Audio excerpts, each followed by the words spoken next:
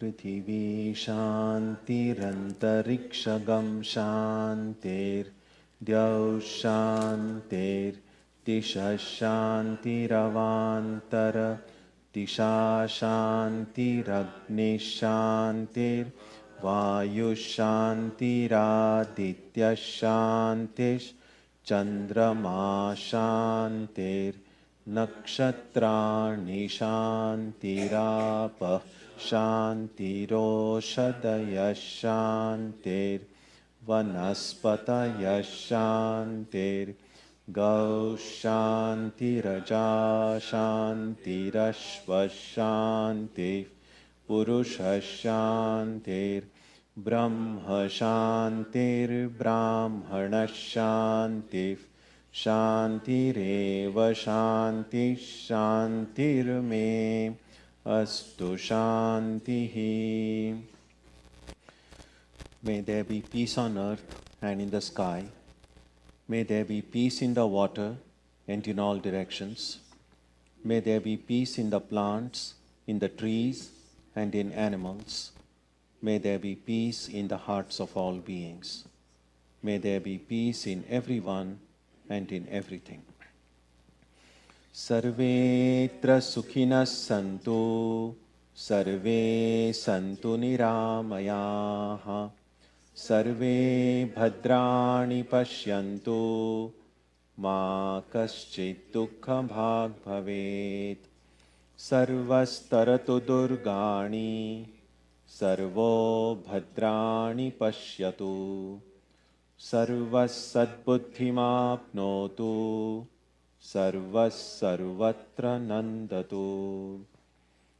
May all be happy and healthy. May all see what is good, and may no one experience misery. May all overcome their obstacles and acquire good tendencies. May people everywhere find joy and fulfillment.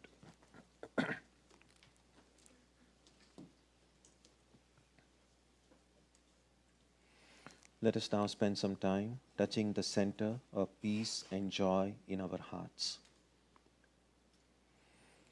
A good way to begin the practice is to withdraw the scattered energies of the mind and bring them to rest on one point. That point can be our own breathing. Let us therefore practice breathing with awareness. As we breathe in, let us visualize that our body and mind are being filled with love, strength, and compassion. And as we breathe out, let us release all the stress, anxiety, and exhaustion in the body and mind. Let us practice this way for a while.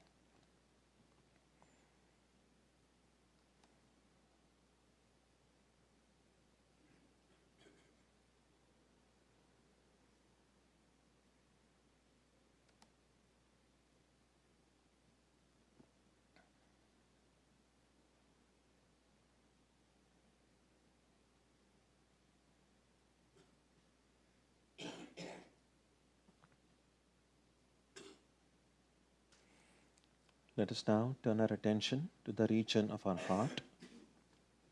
Although God is present everywhere and in everyone, the divine presence can be felt most clearly in our own hearts. We can meditate in any way we have been taught. To remain focused, we can take the help of a short mental prayer or a mantra or a divine name.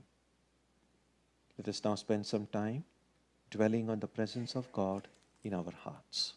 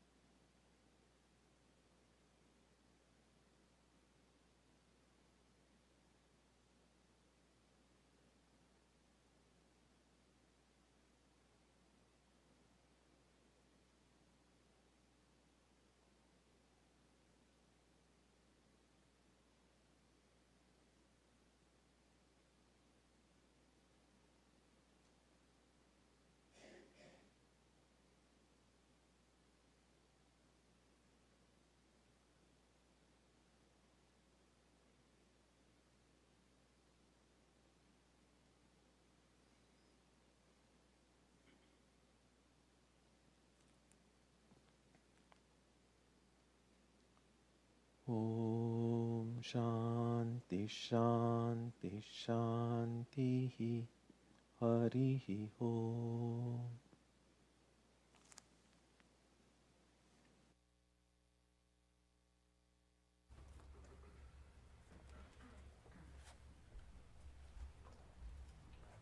We will sing verses from the Upanishads on the last page of your book.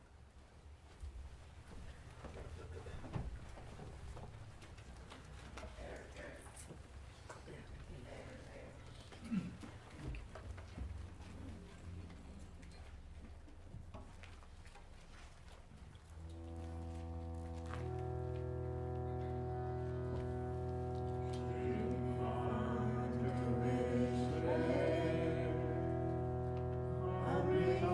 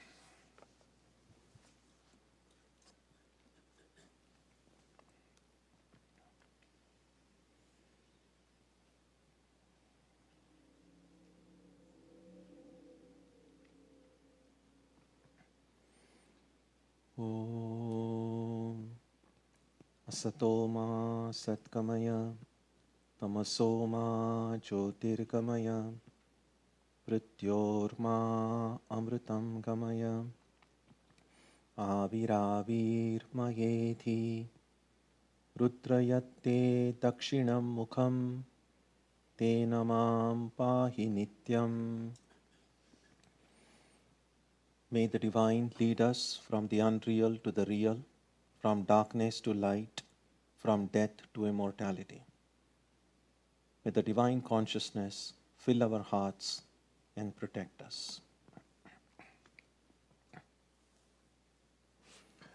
Our subject today is meditation versus reflection.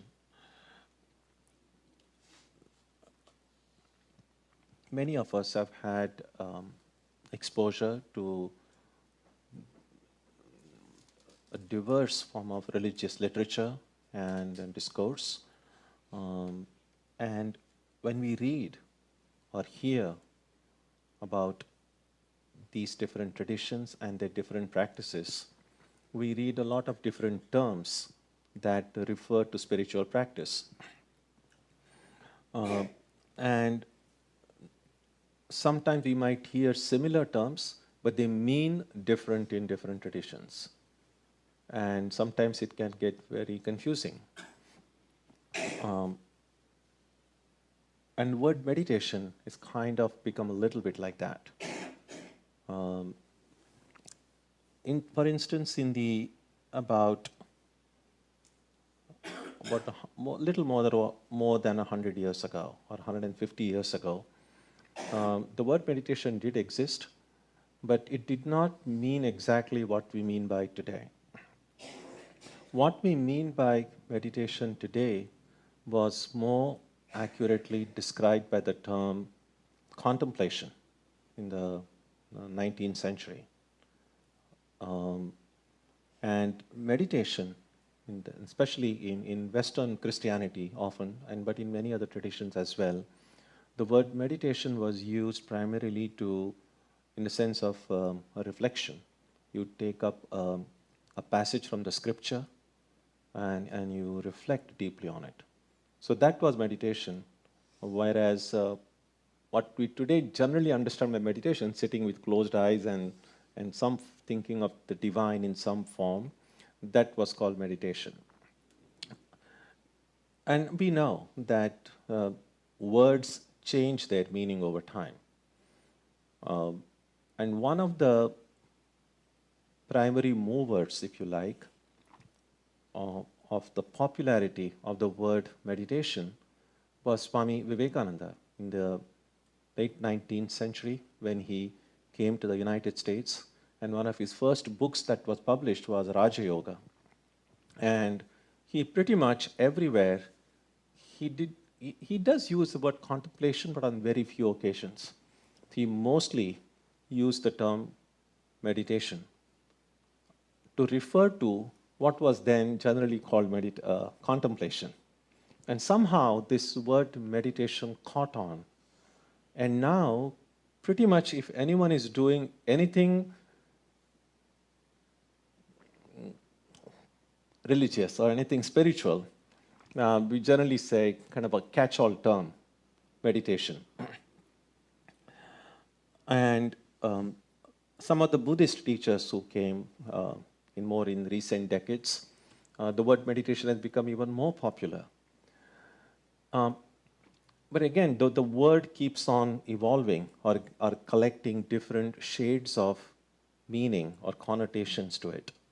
Some of you may have heard tea meditation, walking meditation, which is kind of nice because it helps to cultivate the idea that meditation is not simply limited to just sitting on some fixed times of the day in one place and doing something, while the rest of the time, that's a non-meditation time.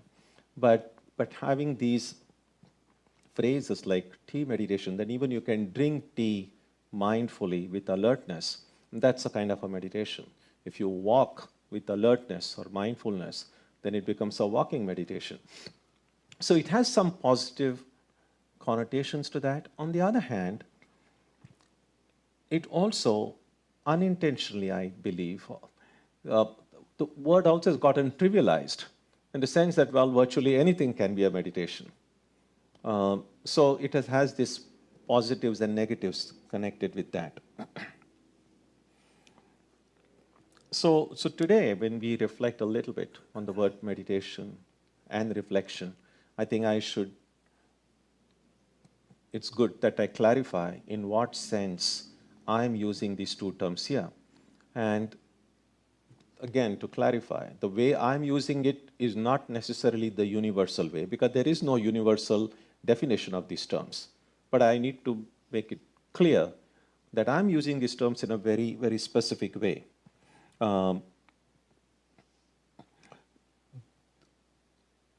In that book called Panchadashi, there are 15 chapters in that book. The 9th chapter in that book is called Dhyana Deepam. It's called, literally translated, it's the light of meditation. Now, in that particular chapter, a distinction is made. There are two terms used there. One is dhyana, which is often gets translated as meditation. The other is vichara, which often gets translated as reflection. So the way we will use these specific terms in the next few minutes, meditation, in Sanskrit, there's the word dhyana, sometimes also called upasana. Now that's a more of an affirmative process, trying to visualize God or the divine through certain forms, certain ideas, or certain symbols. So when we take the ideas of certain ideas or symbols and forms and try to establish a connection with the divine, a connection with God, that can be called meditation according to that section of Panchadashi. In contrast, reflection, in Sanskrit it's sometimes called vichara. That chapter defines vichara as more of a negative process. Sometimes you'll find in Vedantic texts the term used neti neti. That is, since divine, God, or Brahman, whichever way you express, is a transcendent being, a transcendent reality, which cannot be grasped through our mind, speech, and senses. So no matter how we try to characterize God, it's always going to be an inaccurate, imperfect description. And so what vichara means is that rather than trying to say what or who God is, which we will never be able to do because of inherent language limitations, let us try to eliminate what or who God is not. So if we eliminate everything that the divine is not, then what will remain is the divine. Because we cannot eliminate that which really is. We can only eliminate that which is not. And so that process, therefore, of rejecting everything that is not divine, that whatever is graspable through our mind, whatever the mind can imagine, whatever the senses can perceive, we say, that cannot be the divine, since the divine is transcendent. So that process of rejection or negation, when carried to its logical conclusion, will only leave what cannot be rejected, and that would be the divine. So that's the sense in which I'm using the two terms. Reflection as primarily a negative process of rejecting all the non-divine elements, and meditation as more a positive process of trying to use forms, symbols, and ideas in order to reach the divine. Now, we know from our own experience that our serious interest in spiritual life often begins with questions. And the answers that we get to those questions, or that we are trying to find to those questions, often involve things that are obstacles to spiritual life. and obstacles need to be eliminated. So that's how usually spiritual inquiry begins, of understanding first what spiritual life is, understanding what the difficulties are, and then trying to find ways of removing the difficulties on the path. Now, when this process becomes a little bit more systematic, then it takes 3 basic steps. And sometimes these are called the 3 primary practices in Vedanta.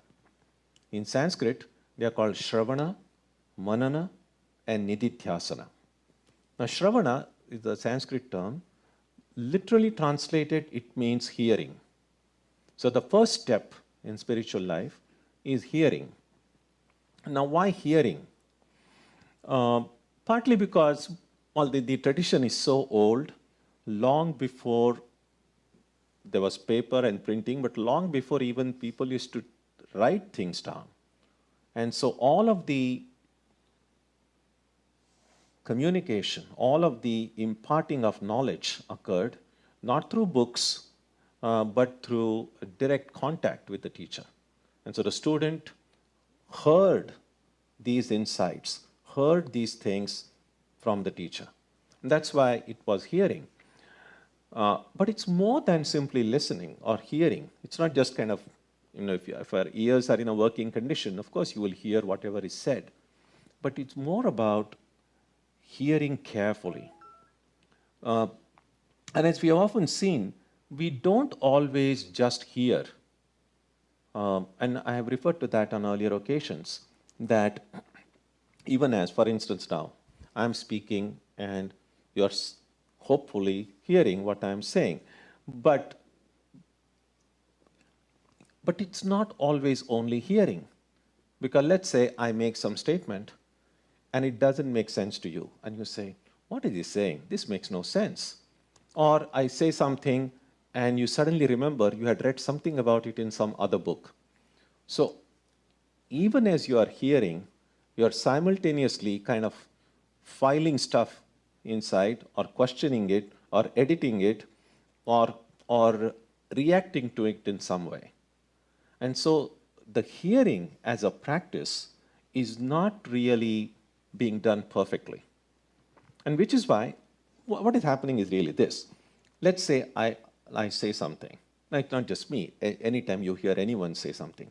When you hear and the next moment you react to it, and the longer your reaction lasts, as long as your mind is reacting to it, you're kind of missing the next sentence, the next few words. Because your mind cannot do, although we speak about multitasking, we cannot do 2 things at a time. So if you are simultaneously thinking something, you're already kind of hearing the sound, but you're not really hearing. It's not going inside. A lot of time, therefore, the hearing that occurs is a very selective form of hearing. Usually, but not always, we tend to hear and retain those of the ideas which already confirm or agree with the ideas we already hold. And if there is something that we hate, or if there's something that doesn't make too much sense, it just kind of flies off somehow. It's not really retained. So hearing as a practice is a practice. It's not simply just going and attending a lecture. Hearing done perfectly means I'm now going to just listen. And later on, I can then reflect over it. Later on, I have a freedom to reject it, to question it, to do whatever. But while I'm hearing, I should only hear. Now, having said that, there's a word of caution. And that is, it's not necessarily a bad idea to have a filter. I'm not suggesting that every time you hear, just hear. That may not really be a very wise thing to do. The Buddha gives an example of say, rain. When it rains and you have a garden. Now, when you know that, well, it's rain and your garden needs water. Now, if you cover your garden with with a silk cloth. Then, of course, the water won't reach the soil and it won't help the garden. If you have the silk cloth with only holes in a few places, only those places where the water can percolate through, that soil will get moisture, the others won't. So when we use a filter to whenever we are hearing, we are kind of not allowing this rain of words or rain of thoughts to go and moist the soil in our heart. Now, unless and until we are sure that the source from which it comes can be fully trusted, that it is something that is useful to me, I think it's good to have a filter. Just like we have a firewall in your computer. You don't want to just open it out because you know all kind of viruses can go in. And once they get in, they can create havoc, as we just saw a few days ago. So it's good to have that. But when, say, the Buddha is speaking, or when you are reading the scripture, when we are absolutely sure that what this source, what this book has to give me is for my own good, then we can remove all filters, because then we don't want to miss anything. So hearing, in short, is a practice that needs to be cultivated carefully. Now, what the Vedantic teachers say is that if the soil is ready and ripe, as soon as the rain comes, it gets full benefit from it and the plant starts growing. But what if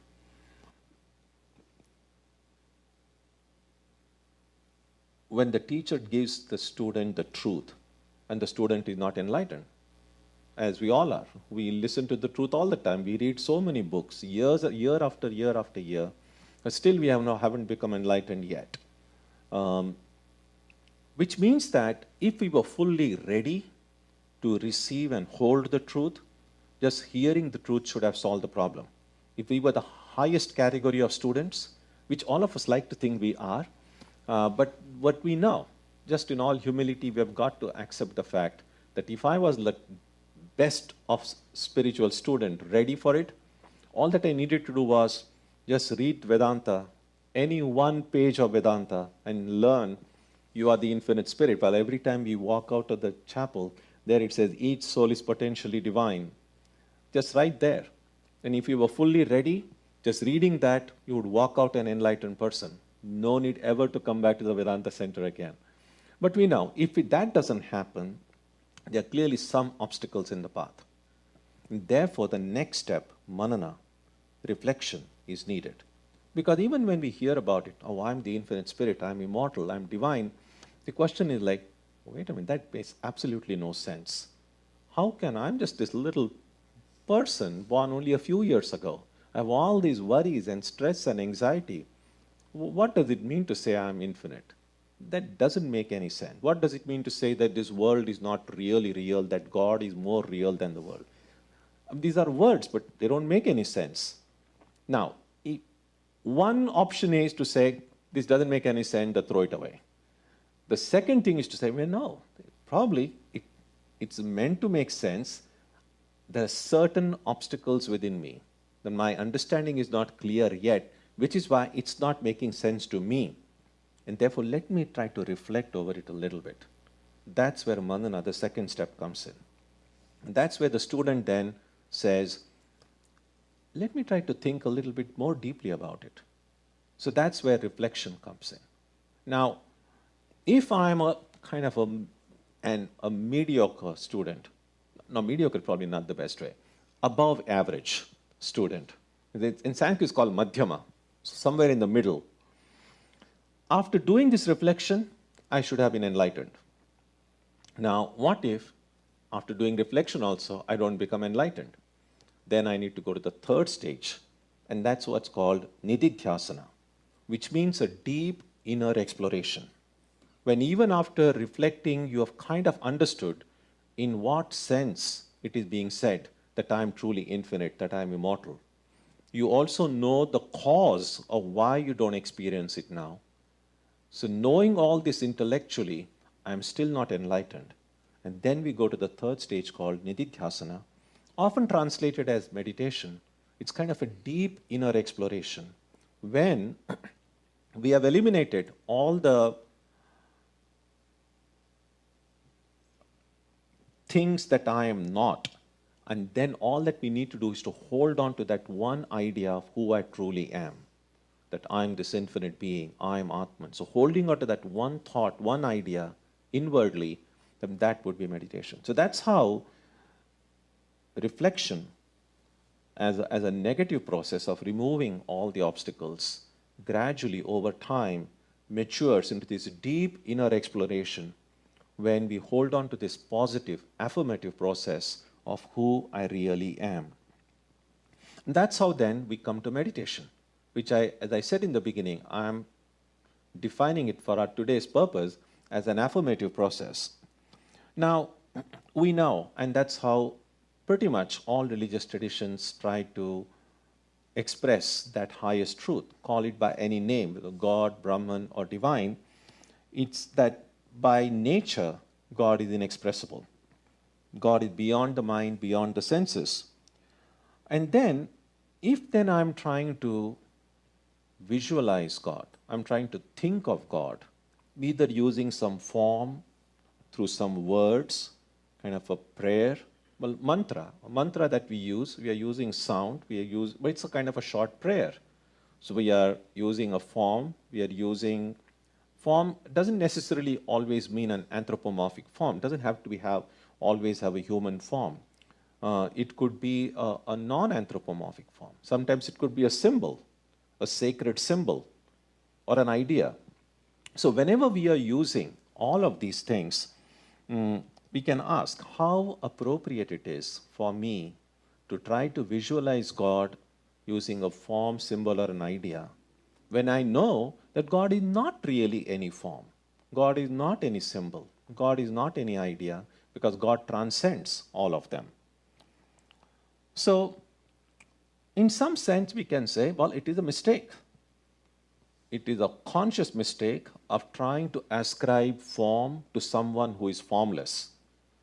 It's a mistake to try to think of an idea or a concept when God is actually beyond all concepts, beyond all ideas.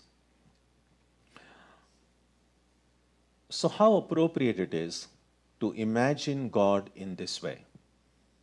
And that brings us to an important thing in spiritual life, that there are two kinds of imaginations. There is such a thing as imagining the imaginary and imagining the real. Now, both are imaginations, but there is a distinction.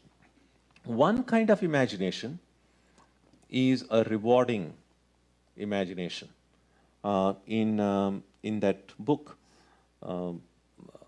Panchadashi, the 9th chapter of the book, the term that they use is Brahma. Brahma is a delusion or a mistake.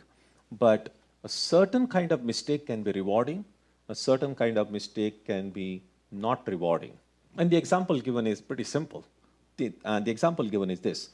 Say two men in two different parts of the forest. They are going in late at night or maybe evening, and then suddenly, in a distance, at a distance, they see a gleam of light. And both of them, well, independently, it's not the same gleam of light. They are in different parts of the forest, and each of them sees a gleam of light. And both of them think, oh, that must be some kind of a precious gem there, which is reflecting that light. And they start running toward it. So one person who runs towards that gleam of light, imagining it to be coming from a precious gem, finds that, well, it was really just light. So there was some kind of a cottage there, and there was a small hole in the wall, and that light kind of came out of that hole, giving the idea as if that light was a reflection from a gem. The second person who found that a gleam of light in some other place ran toward it and actually found a gem because that light was coming from a gem. And the idea is this. Now, neither of these two had actually seen the gem. What both of these saw was just a light. So they mistook the light for a gem. But the first person, that mistake was an unrewarding mistake because they were just light. The second one, although it was a mistake, mistaking the light for a gem, actually goes and finds, well, there was a gem there when neither of them had seen the gem. Now, this example is given in that book to show that not all imaginations are necessarily bad, that there can be certain rewarding imaginations, or rewarding mistakes, if you like. And that is when you're not imagining the imaginary, but you're imagining what is real. And you're using certain resources available to you, the only resources available to you in your present situation, but which will take you to the real. Now, therefore, meditating on a form, looking upon some forms or some prayer or some sound or an idea, that's what reminds me of the divine. Holding on to that form, the symbol. Now that form itself is not divine because God is beyond all forms. God is beyond all this thing. But you hold on to that. Now certain forms, certain sounds, certain symbols have shown through actual experience that they have the power to reveal to us that which is beyond that form, that which is beyond that name, that which is beyond that symbol. So, imagining God through a form, a symbol, an idea, is an imagination. It's also kind of mistake because God is really none of these, but it's a rewarding mistake. And we say, well, how do we know? We know it's not, well, theoretically we can understand, but actually through practice. There are generations of people who have tried to meditate on God using certain forms, certain mantras, certain ideas, certain symbols, and they have actually discovered the truth, the being who is beyond those forms, beyond those symbols, and beyond those ideas.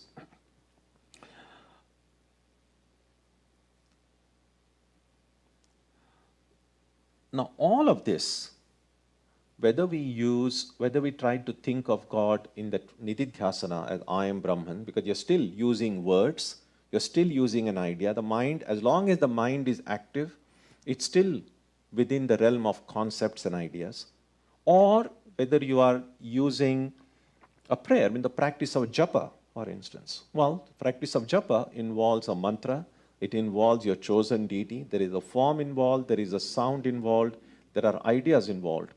Now, all of these, it's still a mental activity. It's still a process of thinking. So, the process of thinking is more, we need to distinguish, or at least we need to understand what exactly is happening in the process of thinking. In Yoga Sutras, in Patanjali's system, there are three words that are used: dharana, dhyana, and samadhi. And dhyana, as I said before, often gets translated as meditation. Not to get too technical about it, although it's very fascinating, and sometime in future when we have we can kind of try to look at this in a little bit greater depth. But dharana is an effort we make using our willpower to hold on to a divine object of meditation. Well, any form of concentration becomes meditation only when the object is divine or related to our spiritual ideal in some way. So the initial efforts that we make using our willpower, our faith, our devotion to that ideal, that's called dharana. When through repeated practice, it becomes relatively, not exactly effortless, but it's like this. By force of habit, there are certain things you have been doing daily, then it becomes more natural to do them than when you started doing it. So when we practice dharana, over time then, the mind then becomes a little bit more fixed, if you like. So to give an example, oftentimes we find when we begin the practice of meditation, and if the teacher says, meditate in the heart, you close our eyes, and oftentimes, well, first of all, there's just darkness, and then we just try to visualize. We say, exactly, well, the heart is here. If I can touch my heart here a little bit, at least have some sensation.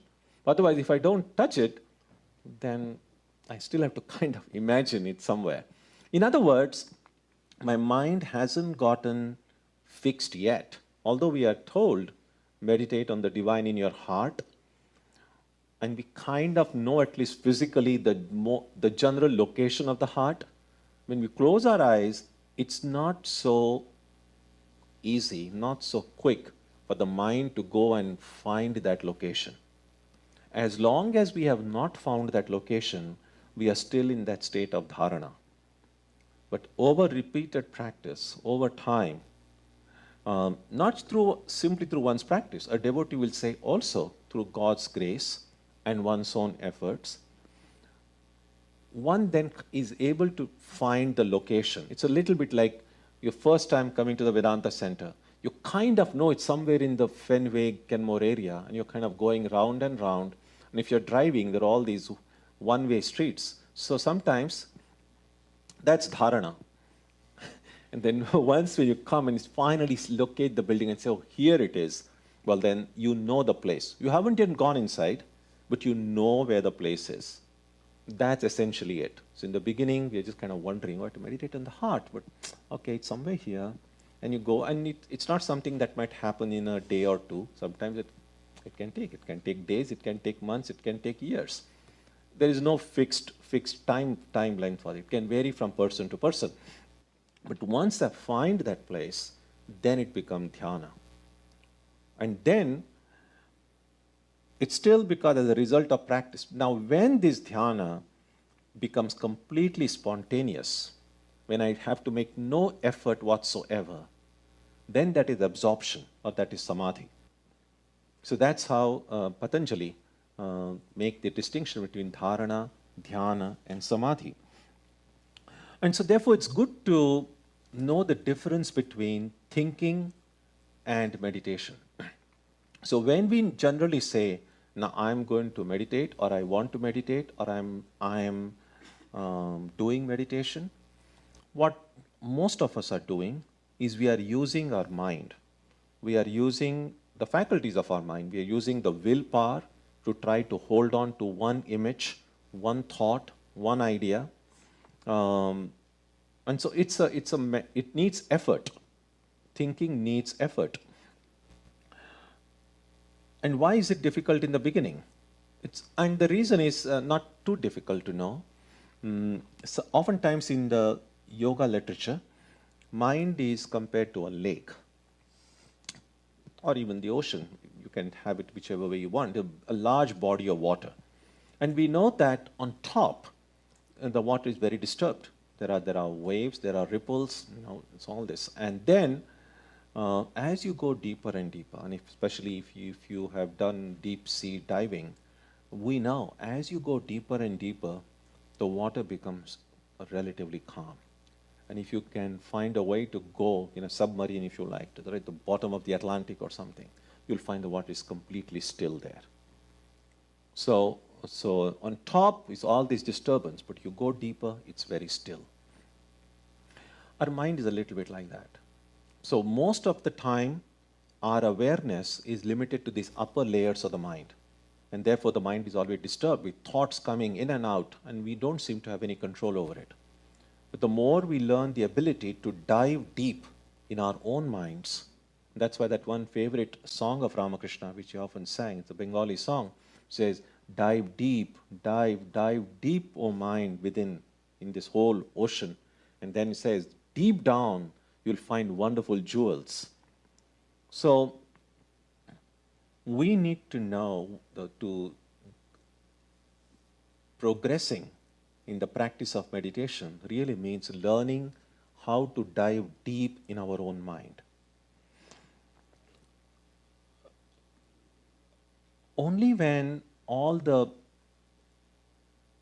effort part of the mind stops, then meditation truly begins.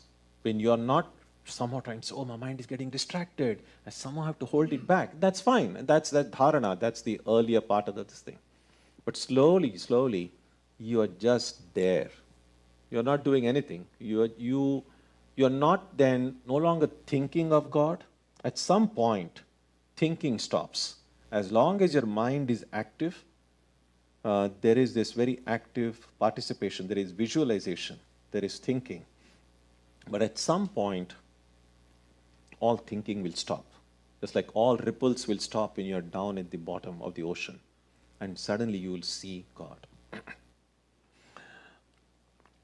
When does it happen? How does it happen? And the simple answer is, we don't know.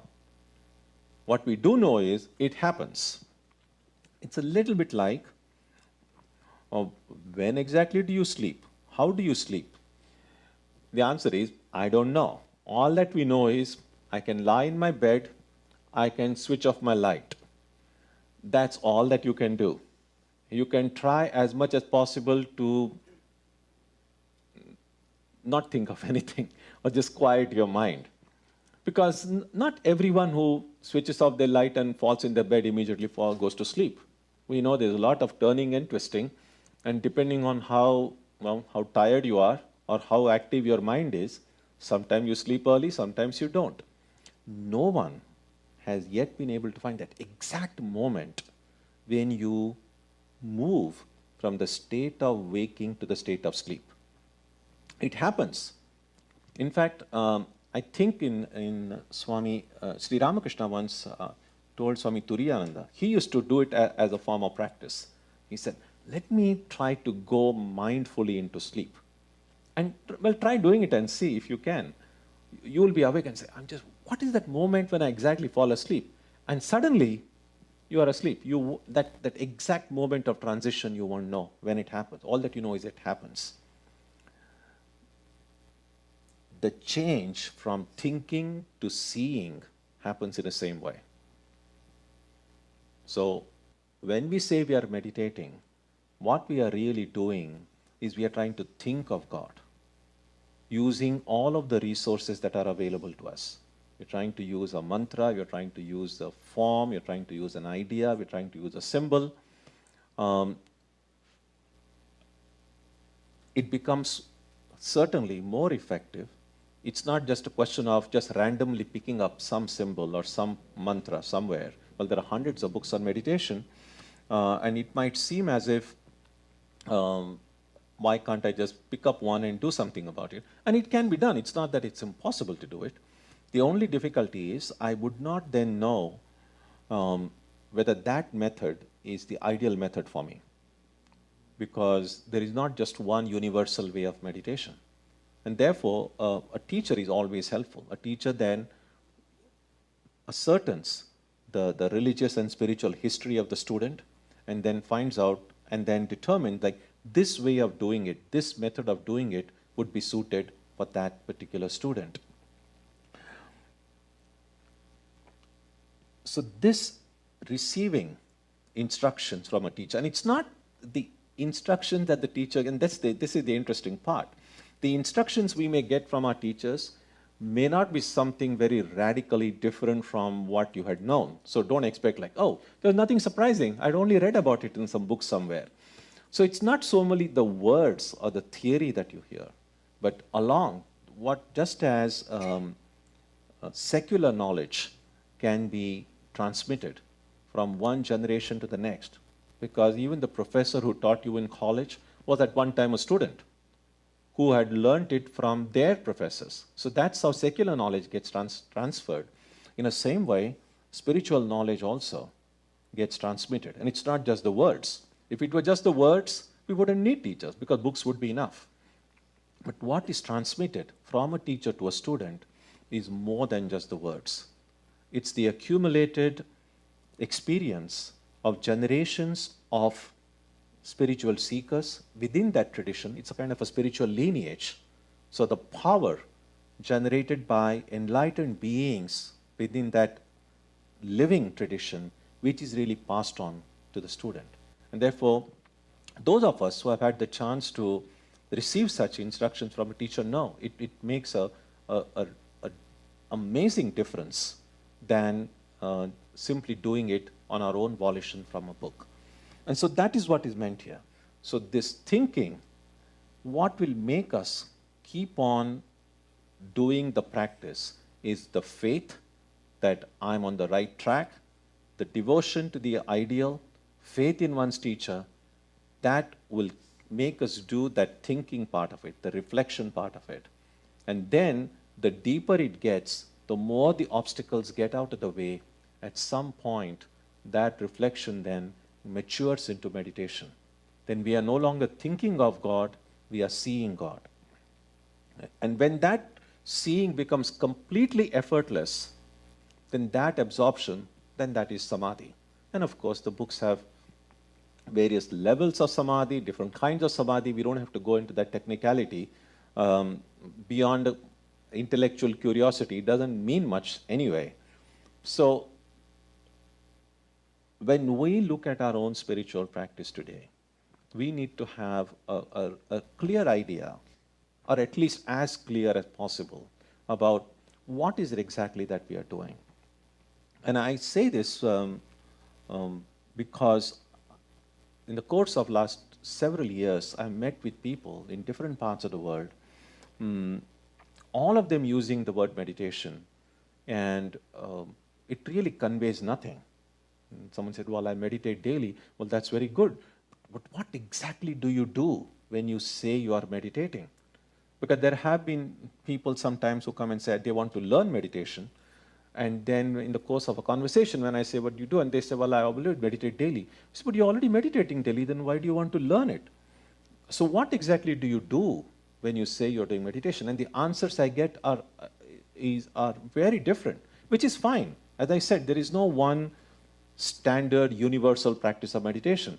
But it's good to know that whatever it is that I'm doing, whatever it is that I call meditation, what is exactly happening within my own heart.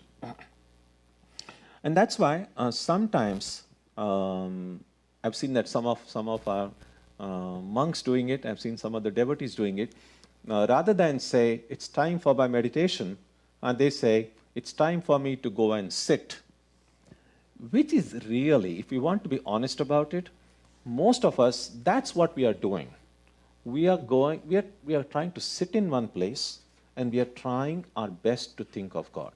So that, if you want to be brutally accurate about what we are doing, we are sitting and we are trying to think.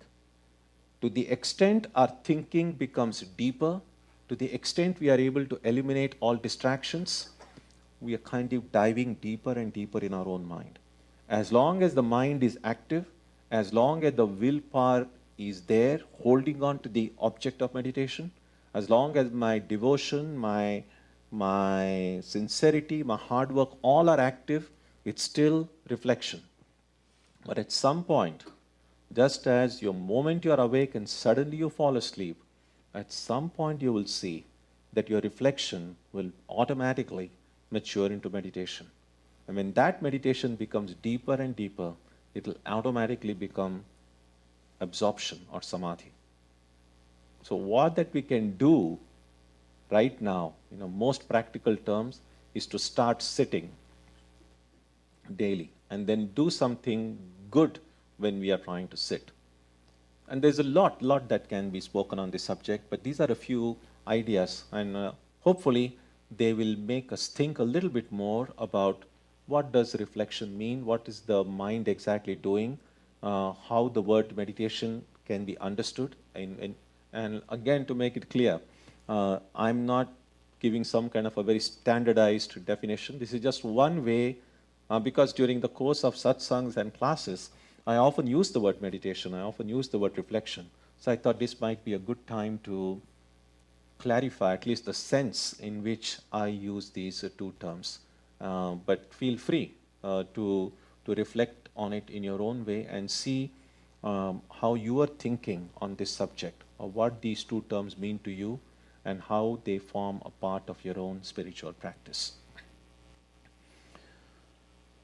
Om Jananim Saratam Devim Ramakrishnan Jagadgurum Padapadme Tayo Shritva Pranamami Muhurmuhu.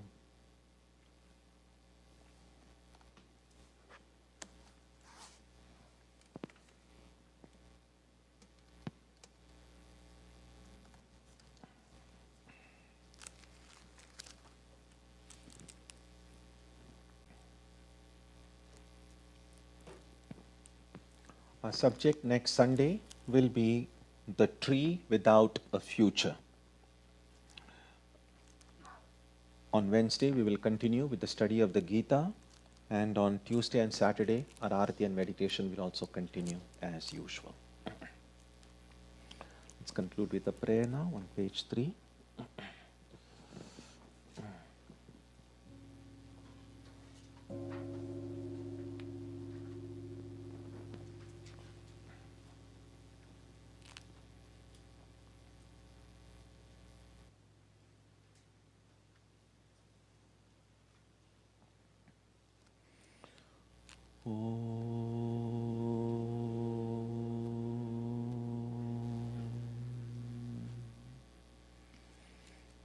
May the Divine Being, who is the Father in heaven of the Christians, Holy One of the Jewish faith, Allah of the Muslims, Buddha of the Buddhists, Tao of the Taoists, Ahura Mazda of the Zoroastrians, the Great Spirit of the Native Americans, and Brahman of the Hindus, lead us from the unreal to the real, from darkness to light, from death to immortality.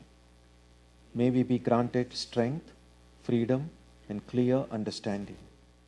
May we learn to see God in our own hearts and in everyone around us.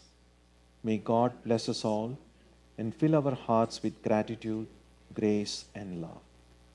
Om Shanti Shanti Shanti. Peace, peace, peace be unto you.